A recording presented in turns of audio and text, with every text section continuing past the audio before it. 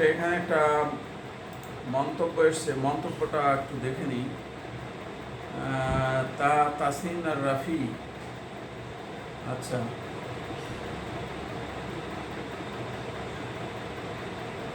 হ্যাঁ হ্যাঁ পড়ো, কোনো সমস্যা নাই। হাজারি স্যারের বই ভালো, হাজারি স্যারের বই ভালো বই। আচ্ছা ওকে, প্রিয় শিক্ষার্থীবৃন্দ, আমরা গত ক্লাসে তোমার অপ্রতিসম যৌগ, কায়রাল যৌগ, তারপরে আলোক সক্রিয় কেন বলা হয়, এই সব বিষয়গুলো নিয়ে আমরা আলোচনা করেছিলাম এবং কিভাবে আলোক সক্রিয়তা মাপে সেটাও আমরা আলোচনা করেছি। তারপরে আমরা আলোচনা করেছি যে কখন যৌগ আলোক সক্রিয় হয় সে বিষয়টা নিয়েও আমরা আলোচনা করেছি। কিভাবে কোন যন্ত্রের সাহায্যে আলোক সক্রিয়তা মাপা হয় সেটা নিয়েও আমরা আলোচনা করেছি।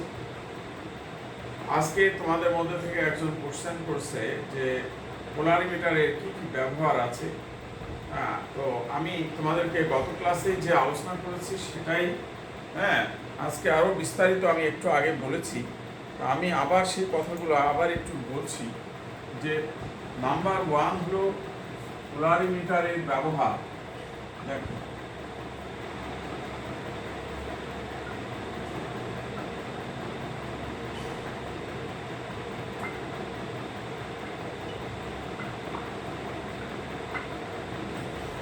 এটা আমাদের আলোচনার বিষয়।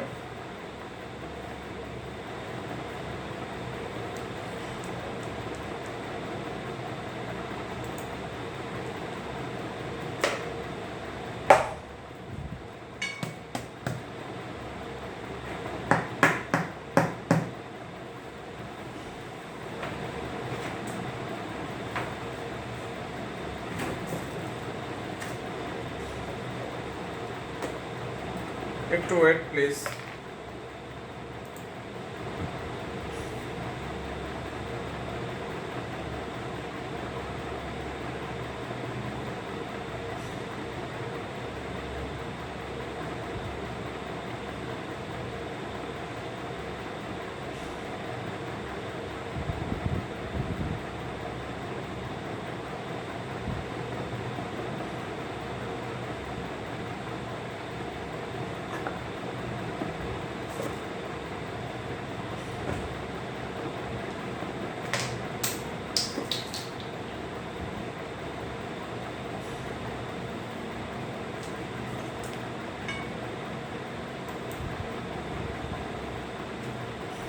আমরা গতদিন বলেছি যে পোলারিমিটারের সাহায্যে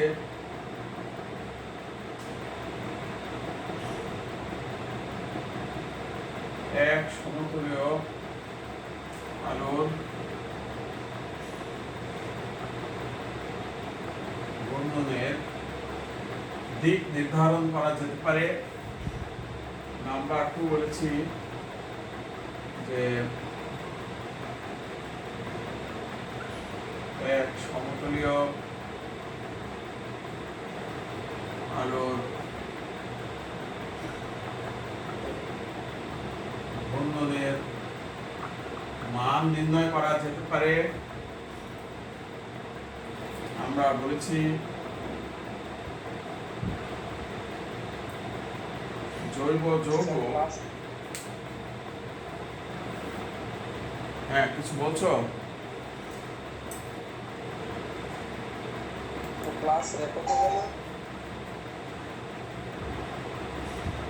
জৈব যৌগ, কায়রাল বা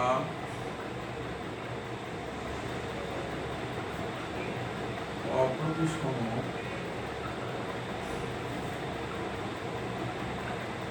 হবে কি না সেটা নির্ণয় করা যায়। 4 নম্বর হলো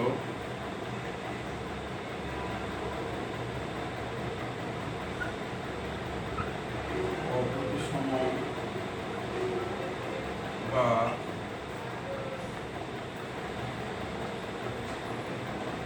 কায়রাল যৌগের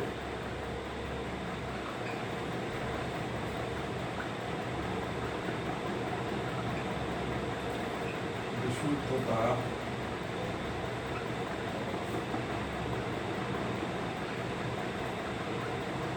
নির্ণয় করা যায়।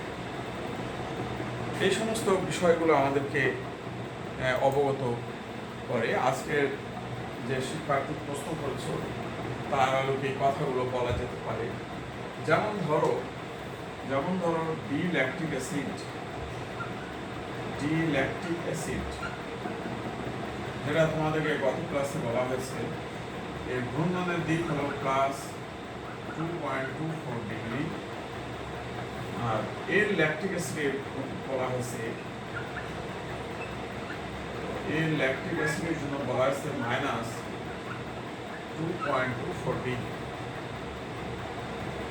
তোমরা কি কিছু বলছো? কোনো কোশ্চেন আছে? ক্লাসটা রেকর্ড হচ্ছে না? হ্যাঁ, রেকর্ড হচ্ছে।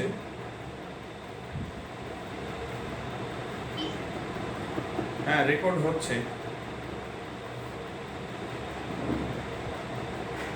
ক্লাসটা রেকর্ড হচ্ছে। ক্লাসটা রেকর্ড হওয়ার পরে এটাকে আরো পরিবর্ধন করে এটা তোমাদের ফেসবুকে দিয়ে দেওয়া হয়, যেন আরো সুন্দরভাবে দেখা যায়।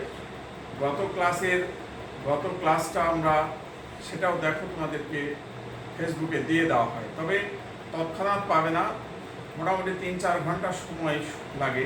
এই সময়টা পরে আমি এটা ইউটিউব চ্যানেলে দিয়ে দেই। আমার একটা ইউটিউব চ্যানেল আছে, সেই চ্যানেল থেকে আবার কপি লিঙ্কটা নিয়ে এসে ফেসবুকে আমি দিয়ে দিই। যারা দেখে না এখন, তারা পরে দেখতে পারবে, তোমরাও দেখতে পারবে। এই মোটামুটি 2-3 ঘন্টার সময় পরেই চলে আসবে ফেসবুক। এখান থেকে দেখো ভালোভাবে যে ডি ল্যাকটিক অ্যাসিডের ঘূর্ণন হলো +2.24 ডিগ্রি, আর এর ল্যাকটিক অ্যাসিডের ঘূর্ণন হলো -2.24 ডিগ্রি। এখন এখান থেকে বলো, যদি আমি একটা নমুনা এক্সপেরিমেন্ট করে যদি এই রেজাল্টটা পাই, তাহলে বুঝবো যে ল্যাকটিক অ্যাসিড বিশুদ্ধ আছে। যদি এই রেজাল্ট না পাই, এই রেজাল্টে কম বেশি হয়, তারতম্য হয়, তাহলে বুঝতে হবে আমার এই যৌগটা বিশুদ্ধ না। এটা কিন্তু নির্ণয় করা সম্ভব। আর একটা হলো যে যদি একটা যৌগ নিয়ে আমি পোলারিমিটারে টেস্ট করছি, মনে করো একটা যৌগ নিয়ে পোলারিমিটারে যখন টেস্ট করে দেখছি যে সে এক সমুদ্রে আলোর তলকে ঘোরাতে পারছে না, ডানে বামে কোনো দিকে ঘোরাচ্ছে না, তখন আমরা বুঝবো যে এই যৌগটা কাইরাল যৌগ নয়, এই যৌগটা অপ্রতিসম যৌগ নয়। আমরা এইভাবে এই সমস্ত অ্যানালাইসিস করার জন্য আমরা এই পোলারিমিটার ব্যবহার করে থাকি। তো প্রিয় শিক্ষার্থী, কিন্তু আশা করি তোমরা বোর্ডের লেখাগুলো এখন লিখে ফেলেছো। তারপরেও কারো যখন প্রবলেম হবে, পরে তোমরা 3-4 ঘন্টা পরে আবার ক্লাসটা দেখতে পাবা, তখন তোমরা দেখে ক্লিয়ার করে নেবা।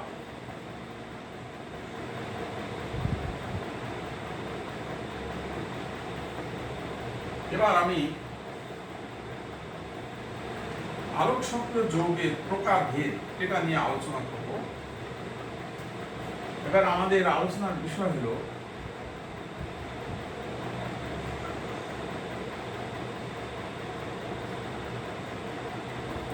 আলোক সক্রিয় যৌগের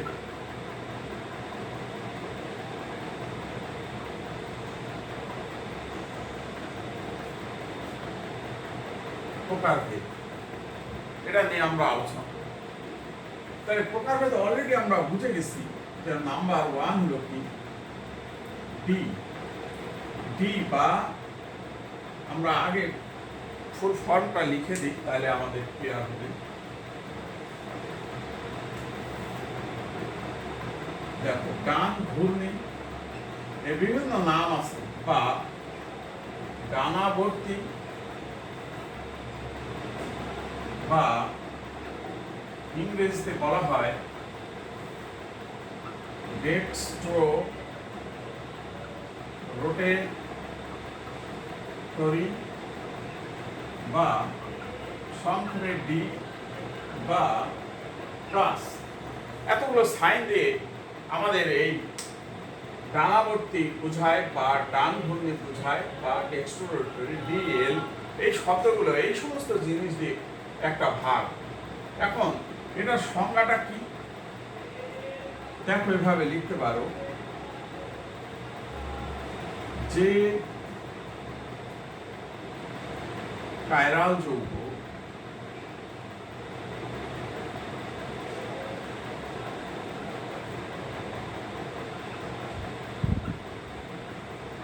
এক সমতলীয়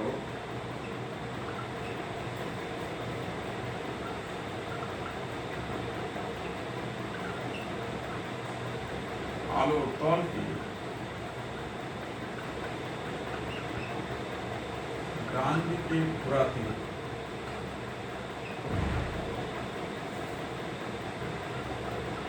সক্ষম তাকে ডানাবর্তী বা ডি যৌগ বলে। আমি সব নামগুলো আর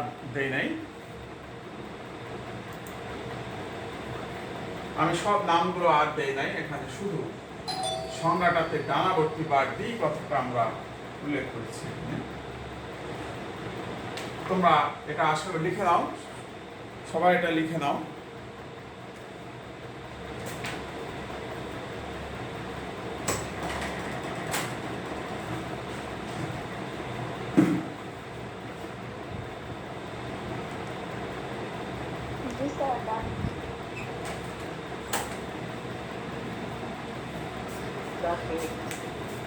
এরপরে দেখো, নেক্সট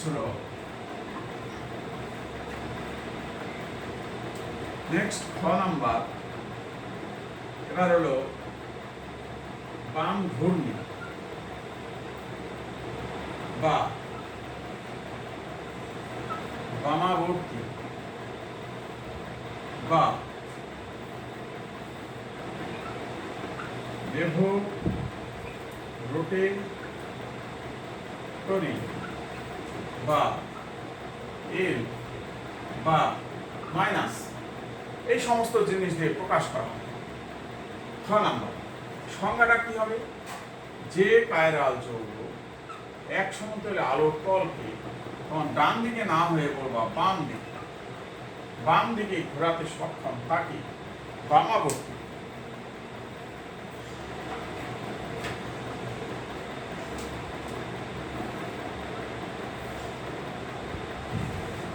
বামাবর্তী যৌগ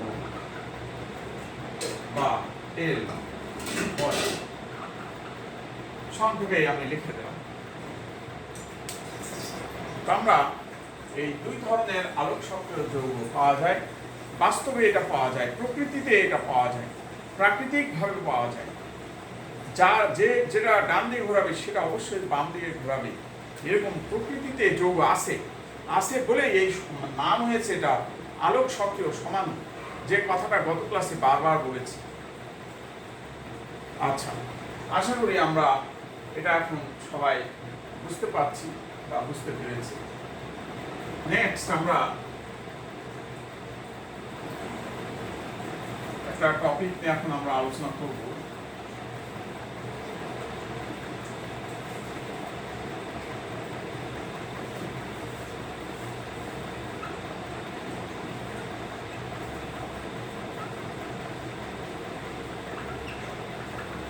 এনানসিওমার, এই টপিকটা নিয়ে আমরা আলোচনা করব। এনানসিওমার কি জিনিস?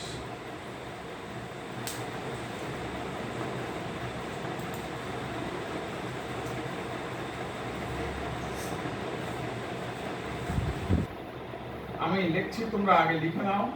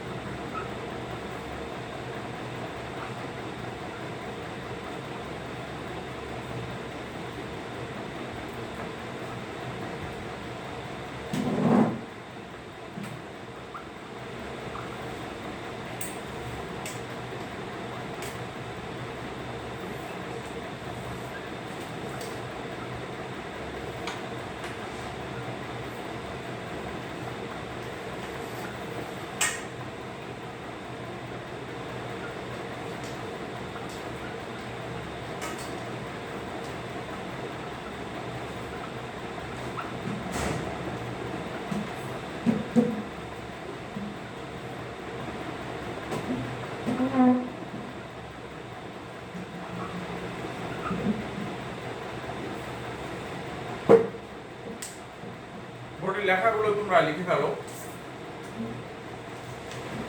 আমি এখানে নিচে উদাহরণ দিয়ে দেখাচ্ছি।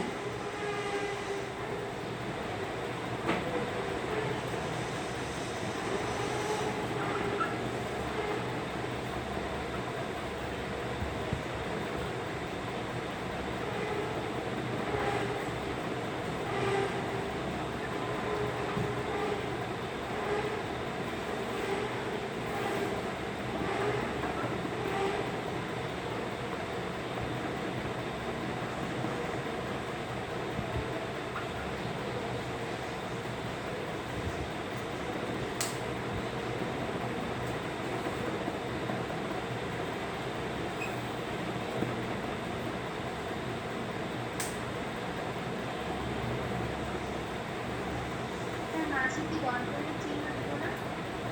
হ্যাঁ, এটা গত ক্লাসে আমরা এই উদাহরণটা দিয়েছি। দেখো বলেছি কি, কথাটা কি বলছি দেখো, যে একই আণবিক সংকেত বিশিষ্ট, দেখো বলছি একই আণবিক সংকেত বিশিষ্ট দুটি কায়রাল যৌগ, এটাও কায়রাল যৌগ, এটাও কায়রাল যৌগ। কেন কায়রাল যৌগ? কারণ কার্বনের 4টা যোজনী ভিন্ন ভিন্ন মূলক দ্বারা যুক্ত আছে। দেখো 4টা মূলকই ভিন্ন ভিন্ন মূলক দ্বারা যুক্ত আছে। এই কারণে বলছি একই সংকেত বিশিষ্ট দুটি কায়রাল যৌগ যদি পরস্পর দর্পণ প্রতিবিম্বের ন্যায় আচরণ করে, দেখো এই যৌগটা পরস্পর দর্পণ প্রতিবিম্বের ন্যায়, এবং বাস্তবের প্রকৃতিতে এইরকম দুইটা যৌগ আছে। আমরা এমনি লেখার জন্য লিখিনি, বাস্তবে আছে। একটা আলোর তলকে ডান দিকে ঘোরায়, আর একটা আলোর তলকে বাম দিকে ঘোরায়। তাদের ক্যারেক্টার শুধু আলোর তলকে বামে ডানে ঘোরায়। এই ক্যারেক্টারের উপর ভিত্তি করে এদের নাম দেওয়া হয়েছে আলোক সক্রিয় সমাধান। এবং এই যৌগদ্বয়কে পরস্পরে বলা হয় এনানসিওমার। এনানসিওমার শব্দের অর্থই হলো দর্পণ প্রতিবিম্ব। যে যৌগ আণবিক সংকেত একই হবে এবং কায়রাল যৌগ হবে, আর তারা দর্পণ প্রতিবিম্বের ন্যায় আচরণ করবে, তখন সেই যৌগদ্বয়কে বলা হবে এনানসিওমার। আর একটা বৈশিষ্ট্য কি হবে, এই যৌগটা যত ঘোরাবে আলোর তলকে বাম দিকে -2.24 ডিগ্রি ঘোরাবে, আর এই যৌগটা আলোর তলকে +2.24 ডিগ্রি ঘোরাবে। ঘূর্ণনের মান একই সমান হবে এবং পরস্পর বিপরীত হবে। যদি এই রকম হয়, এই কন্ডিশন মানে, এই সব কন্ডিশন যদি মানে, তখন এই যৌগদ্বয়কে বলা হবে এনানসিওমার। এরকম তুমি নিজেই বসে থেকে বহু এনানসিওমারের উদাহরণ বানাতে পারবা, অনেক এনানসিওমারের উদাহরণ বানাতে পারবা। কার্বনের 4টা যোজনী ভিন্ন ভিন্ন মূলক দিলেই এনানসিওমার হয়ে যাবে। এবার আমি তোমাকে অন্য আরেকটা টপিক পড়াবো। আমরা এনানসিওমারের আরো 2-4টা উদাহরণ দেখতে পারি ইচ্ছা করলে। দেখো এখানে হাইড্রোজেন দিয়েছিলাম, আমি যদি এবার এইরকম দেই,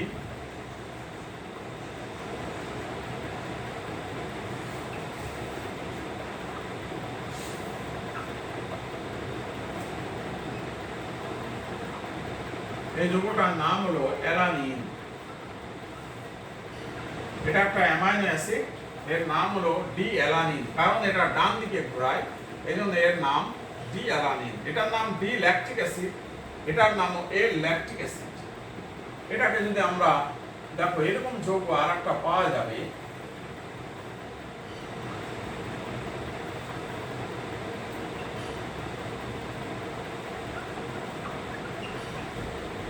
দেখো এই যৌগটা আর এই যৌগটা পরস্পর হলো তোমার পরস্পর এনানসিওমার। আমরা এরকম 4টা কার্বনের 4টা যৌগকে ভিন্ন ভিন্ন মূলক দ্বারা যুক্ত করলেই তার এরকম আমরা এনানসিওমার পেয়ে যাব। পেলেই সেটাকেই বলা হয় আমাদের দর্পণ প্রতিবিম্বের ন্যায় আচরণ যদি করে, তাহলে আমরা তাকে বলবো এনানসিওমার। এবং আলোক সক্রিয়তার মান অবশ্যই এটার যে মান হবে এটার সেই একই মান হবে এবং বিপরীত চিহ্ন বিশিষ্ট হবে। এই কন্ডিশনগুলো মানলেই সেটাকে বলা হয় এনানসীয় মান।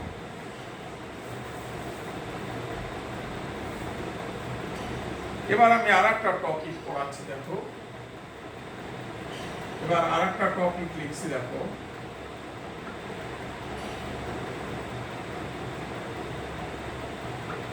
ডায়াস্টেরিও মান। এবার আমাদের টপিকের নাম হলো ডায়াস্টেরিও মান।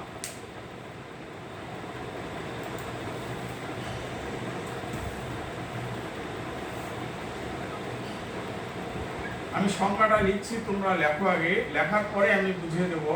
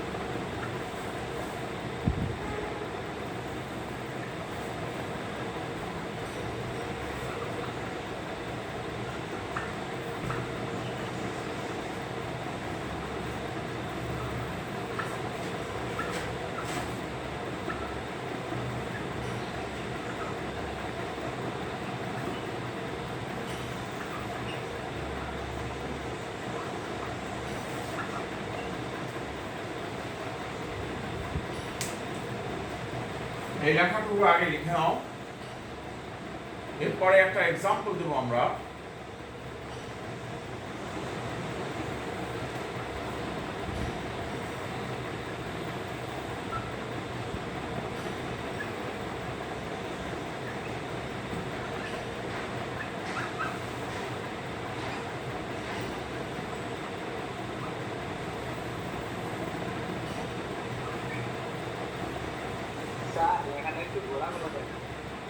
লেখা ঘোলা দেখাচ্ছে।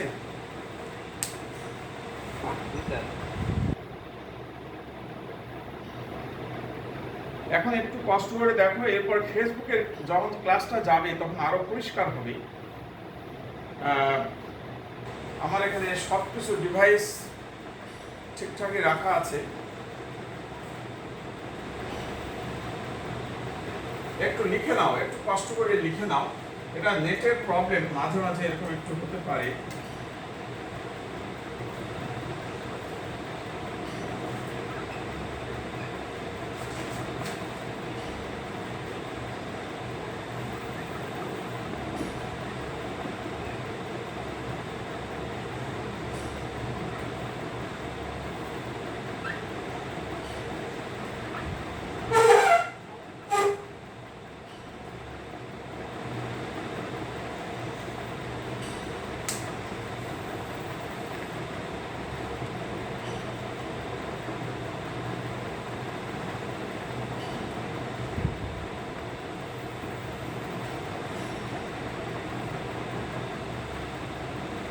তোমাদের যদি লেখা শেষ হয় আমি একটু বোঝানোর চেষ্টা করব।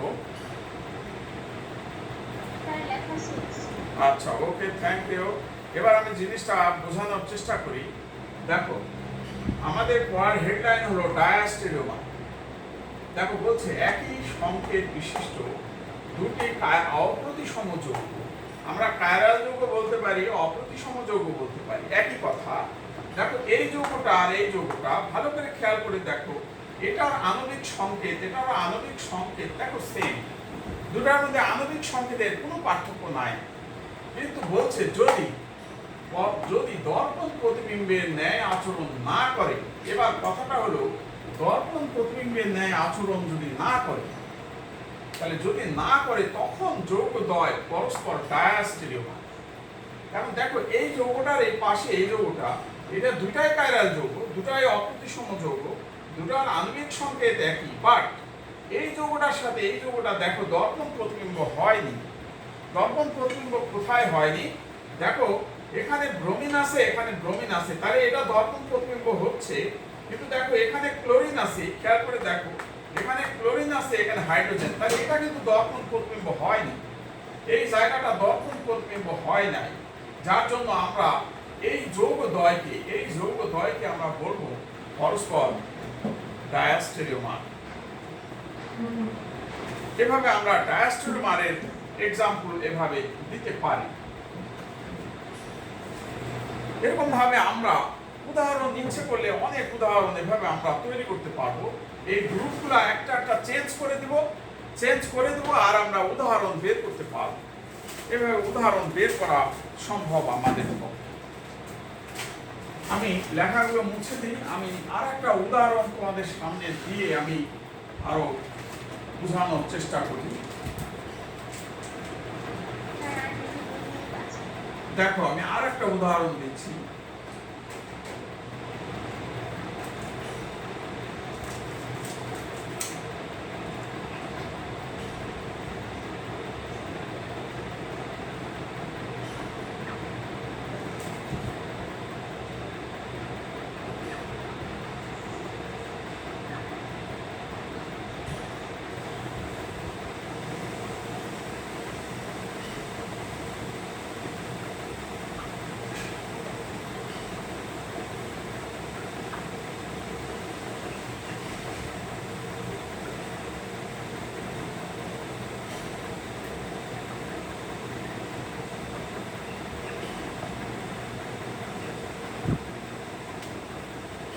দেখো এখানে এবার আরেকটা উদাহরণ আমি প্লেস করছি।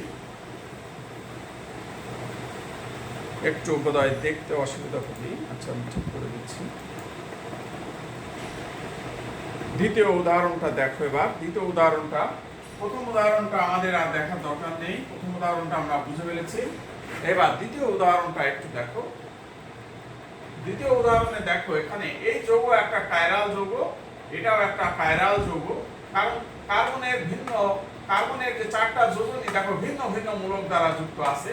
হ্যাঁ, এই কার্বনের সাথে দেখো এই কাইরাল কার্বনকে এরকম স্টার দিয়ে প্রকাশ করা হয়, এরকম স্টার দিয়ে প্রকাশ করা হয়। কাইরাল কার্বনকে এরকম স্টার দিয়ে প্রকাশ করা হয়।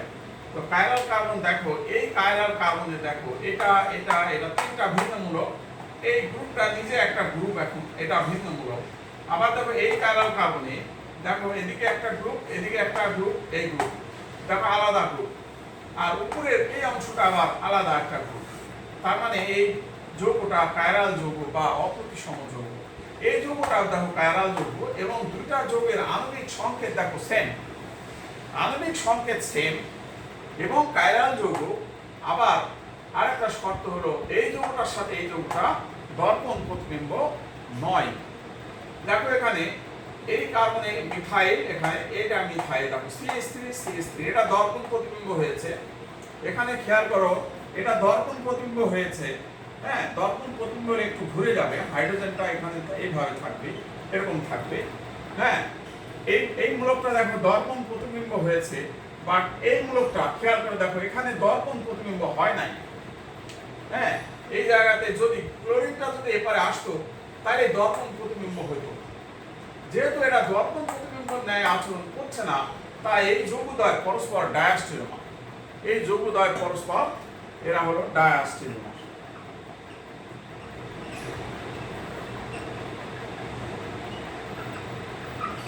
এরা হলো ডায়াস্টেরিওমার।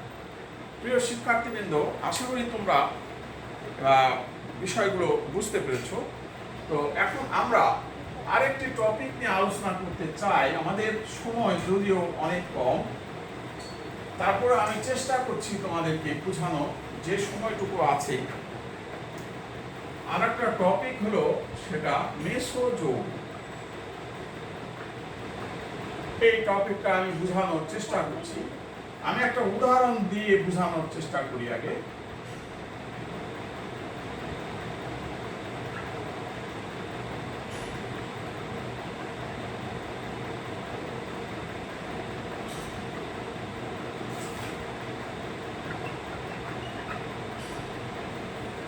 এই যৌগটার নাম হলো টার্টারিক অ্যাসিড।